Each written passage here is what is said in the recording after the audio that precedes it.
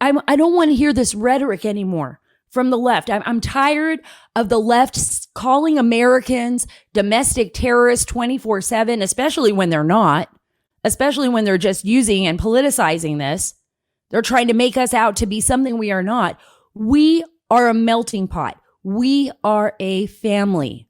And together, we need to fight to protect the basic principles this nation is founded on. Those are those principles that are embedded in our Constitution, right? Those principles. It's very simple. As long as we protect those, everything else will fall into place. As long as we protect those. When I was at CPAC, one of the things that I realized being there is people were coming up to me and saying, Sarah, don't forget, the Midwest is with you. The Midwest is fighting the fight. We're there. People from, California, people from Georgia that I met, people from Texas that I met. They really, really believed and in this country.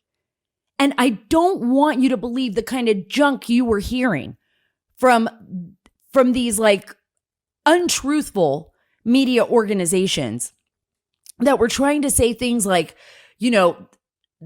I hate even saying it here because it's so wrong and it's such a lie, but I'm going to say it. They were calling them Nazis. I'm going to talk about it a little bit later in the show. They were saying things like, CPAC is full of white supremacists. No, that is not true. That is not true. I actually spoke at the Shabbat dinner. And we had this beautiful Friday night Shabbat dinner. The rabbi had asked me to speak.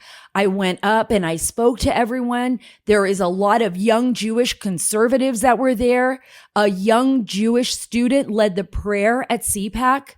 It was just amazing and beautiful. There were people from every part of the country and of every color and of every tone and of every nationality.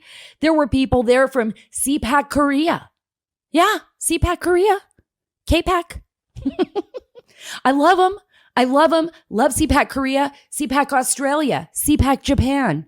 There are conservatives all over the world that believe in fundamental values. Those fundamental values are the values that you should be proud of saying. When we fly the American flag in front of our house, it shouldn't be like an exhaustive thing like, oh, those patriots, right, with their flag flying out, those nationalists.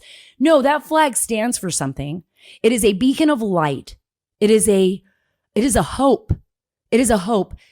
You might get tired of it. We sometimes forget. And that's why I played the song, right? Country Roads, because we forget how absolutely beautiful and extraordinary this nation is.